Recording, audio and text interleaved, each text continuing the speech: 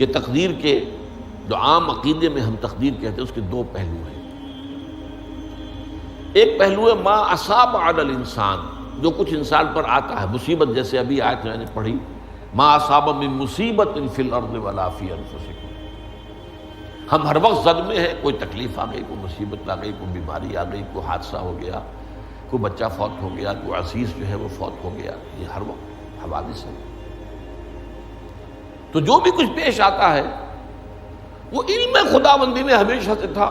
یہی وجہ ہے کہ ایک اور حدیث ہے ابن الدیلمی سے، لمبی حدیث ہے وہ، لیکن اس کے اندر جو آخری ٹکڑا ہے وَتَعْلَمَ، یعنی انسان کے نجات کے لیے لازم ہے کہ یہ بات بھی تم جان لو انما اصابک لم یکن لیخطئک وانما اخطاک لم یکن لیصیبک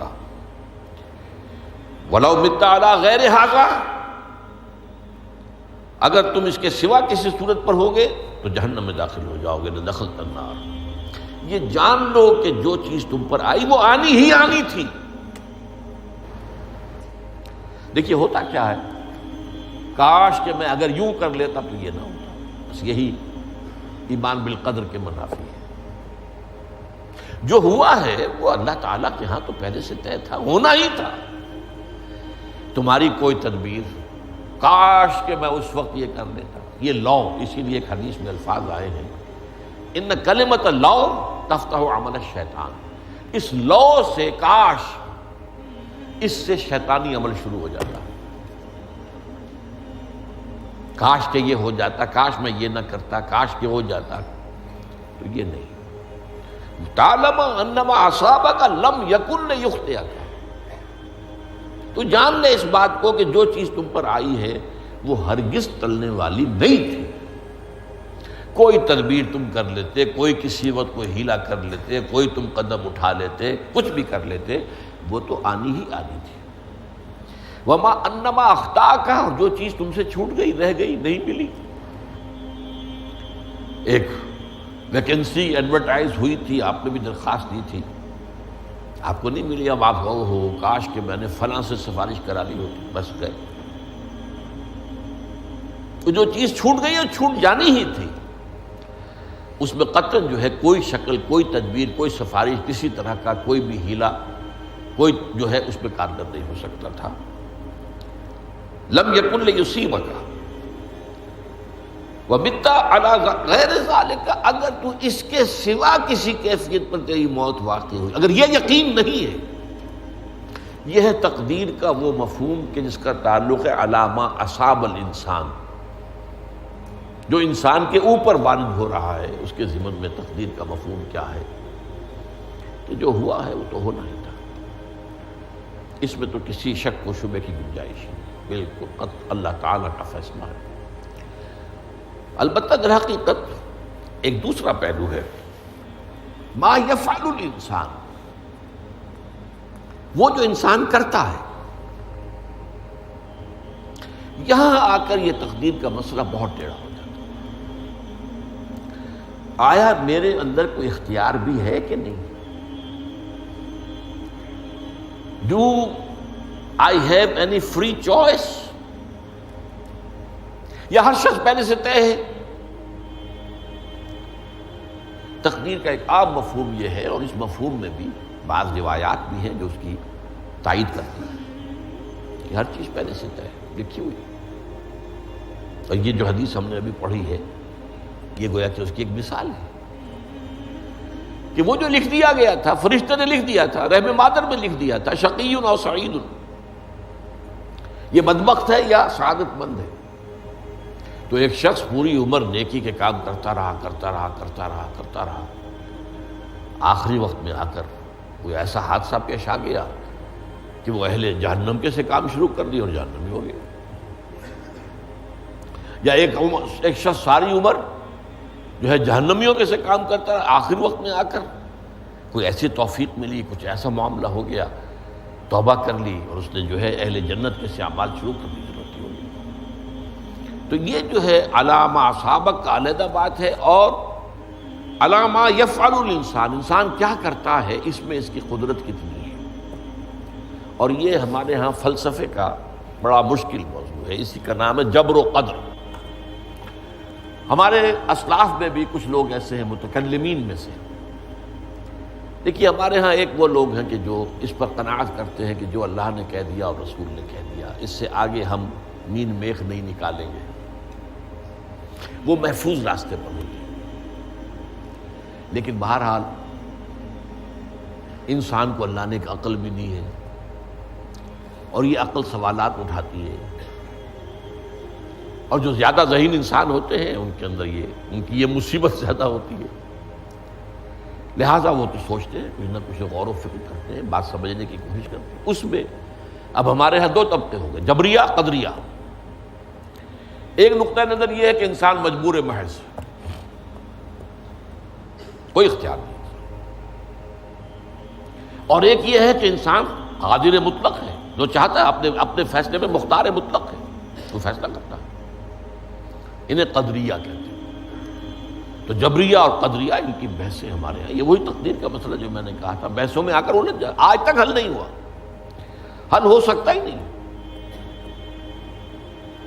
اب اس کے ضمن میں علامہ اقبال کا ایک شعر آپ کو سناتا ہوں، وہ بہت اچھا لگتا ہے، بہت خوبصورت لگتا ہے شعر ہونے کے اعتبار سے۔ تقدیر کے پابند جمادات و نباتات، مومن صرف اللہ کے احکام کا پابند۔ اس میں انسان سے پابندی کی نفی کر دی گئی ہے، وہ صرف پابند ہے اللہ کے احکام کا۔ نتیجے کے اعتبار سے تو جو یہ شعر کہہ رہا ہے، جو بات وہ صحیح ہے، پابندی اصل جو ہے وہ اللہ کے احکام کی، لیکن یہ کہ تقدیر کی پابندی سے انسان بھی پوری طرح آزاد نہیں ہے۔ یہ سمجھ لینا کہ یہ جمادات و نباتات ہی کا معاملہ، یہ غلط ہے، یہ مبالغہ ہے۔ ظاہر بات ہے کہ شاعر جو ہے، شاعر مبالغے سے بچ نہیں سکتا، چاہے وہ علامہ اقبال ہو، کوئی بھی ہو۔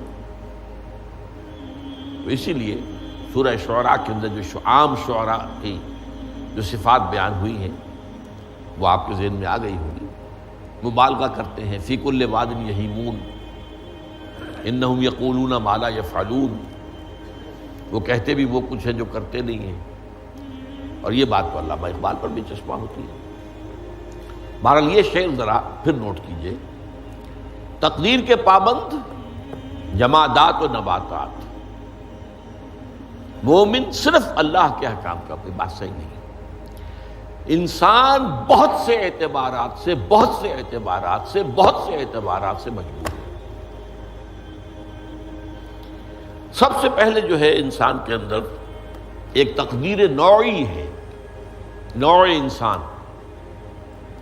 چھوٹی سی چڑیا اڑتی پھرتی ہے، انسان نہیں اڑ سکتا۔ آپ نے ٹھیک ہے مشین ایجاد کر دی، جہاز ایجاد کر لیا، آپ دوڑ رہے ہیں، 500 آدمی اور سینکڑوں من سامان لے کر جو ہے وہ جا رہا ہے، 747 ہو یا 757 ہو، یہ کر لیا ٹھیک ہے، خود نہیں اڑ سکتا۔ اب کیا کریں گے آپ؟ یہ تقدیر نوعی ہے، سپیشیز، ہر سپیشیز کے لیے اللہ نے ایک اندازہ مقرر کر دیا ہے، اس اندازے ہی میں رہے گا، اس سے باہر نہیں جا سکتا۔ پھر ایک تقدیر شخصی ہے۔ اب دیکھیے تقدیر شخصی کیا ہے؟ بعض اوصاف و صفات ہمیں وراثتاً ملتے ہیں، we have no choice۔ پہلے بھی یہ بات مانی جاتی تھی، آج جو ہے ذرا سائنٹیفک انداز میں ہم کہتے ہیں جینز میں چلا آ رہا ہے، وہ جینز کو کوئی بدل سکتا ہے؟ جو جینز بھی آپ کو ملے اپنے والدین کی طرف سے، وہ آپ کی شخصیت کا ظاہر بات ہے کہ فیصلہ کن طرز پر اس کو ڈھال دیتے ہیں۔ جینز ہے، پابندی ہے۔ نمبر 2 یہ کہ خاص طور پر جو گھر کا ابتدائی ماحول ہوتا ہے، ماں کی گود اور ابتدائی گہوارہ گھر کا، اس کے جو اثرات مرتسم ہو جاتے ہیں شخصیت کے اوپر، وہ بھی بڑے مستقل ہوتے ہیں، پختہ ہوتے ہیں۔ ان دونوں چیزوں کو ضرب دے دیجئے، hereditary factors multiplied by environmental factors, اس سے مل کر ایک شے تیار ہوتی ہے جس کو قرآن کہتا ہے شاکلہ. قل کل یعمل علی شاکلتہ فربکم اعلم بمن هو اہدی سبیلا، سورہ بنی اسرائیل. شاکلہ کسے کہتے ہیں؟ شاکلہ شکل دینے والی شے. آپ کو لوہا ڈھالنا ہے، کوئی خاص پرزہ بنانا ہے، اس کا پہلے سانچہ بناتے ہیں. لوہے کو پگھلا کے اس میں ڈالیں گے تو جیسا سانچہ ہوگا ویسا ہی لوہا جو ہے وہ شکل اختیار کرے، اسے شاکلہ کہتے ہیں. یہ شاکلہ جو ہے ہر انسان کا، اس سے باہر انسان نہیں جا سکتا. اس کے اندر اندر سٹرگل ہوگی، اس کے اندر اس کی جد و جہد ہوگی. لیکن اس کا یہ مطلب نہیں ہے کہ اس کا کوئی فری چوائس نہیں. فری چوائس ہے، لیکن وہ فری چوائس انہی حدود کے اندر کام کرے گا، اس سے باہر نہیں. اس بات کو مختلف احادیث میں حضور نے بہت خوبصورتی سے بیان کیا. ایک حدیث بڑی اہم ہے، بڑی اہم ہے. الناس کالمعادن،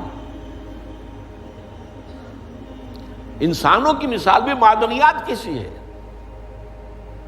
اب سونے کی معدنیات میں سے سونے کی جو اور ہے، اب پتہ نہیں اردو میں مجھے معلوم نہیں اور کا ترجمہ کیا کرتے ہیں عام طور پر، لیکن جانتے ہیں اور وہ کچی دھات جس سے کو صاف کر دیتے ہیں تو پھر وہ دھات جو ہے خالص شکل میں سامنے آ جاتی ہے. سونے کی اور سے سونا بنے گا، چاندی کی اور سے چاندی بنے گی، سونا تو نہیں بن سکتا. جتنا چاہے صاف کر لیں، وہ اور تو مستقل. الناس کالمعادن خیارکم فی الجاہلیت خیارکم فی الاسلام. جو تم میں جاہلیت کے دور میں، پری اسلامک دور میں جو بہترین تھے، وہی اسلام میں آ کر بہترین ہوئے. وہ اور سونے کی تھی، وہ صاف ہو گئی ہے، اور سونا جو ہے وہ نکھر کر خالص سونا بن کر آ گیا ہے. اسلام نے صاف کر دیا. وہ چاندی کی اور تھی، اسلام نے اس کو صاف کر دیا ہے، وہ نکھر کر چمکتا ہوا جو ہے وہ چاندی بن گئی. لیکن یہ کہ اذا فقہوا، البتہ پھر اس میں ایک اضافہ کیا حضور نے، جبکہ ان کے اندر دین کا فہم داخل ہو جائے تو یہ کہ جو بہترین پہلے تھے وہی بہترین اب ہوں گے. اسلام لانے سے پہلے بھی بہترین ابو بکر تھے، اسلام لانے کے بعد بھی بہترین ابو بکر. حضور پر وحی سے پہلے بھی بہترین خاتون خدیجۃ الکبریٰ تھی، ایمان لانے کے بعد بھی بہترین خاتون خدیجۃ الکبریٰ. اور دوسری حدیث سنیے، عن ابی الدرداء رضی اللہ تعالی عنہ قال بینما نحن عند رسول اللہ صلی اللہ علیہ وسلم، اسی حال میں کہ ہم ایک روز ہم حضور کے پاس تھے، نتناکرون ما یکون، اور ہم ذرا سوچ رہے تھے کیا کیا کچھ پیش آنے والا ہے دنیا میں. اذ قال رسول اللہ صلی اللہ علیہ وسلم، جبکہ حضور نے ہم سے ایک بات کہی، بڑی غور سے سنیے. اذا سمعتم بجبل انزال عن مکانہ فصدقوہ، اگر تم یہ سنو کہ کوئی پہاڑ اپنی جگہ سے ٹل گیا تو مان لینا. وَإِذَا سَمِعْتُمْ بِرَجُلٍ تَغَيَّرَ عَنْ خَلْقِهِ فَلَا تُصَدِّقُوهُ، اور اگر تم سنو کہ کوئی شخص جو ہے وہ اپنی سرشت سے، اپنی جبلت سے بدل گیا تو کبھی نہ مانو.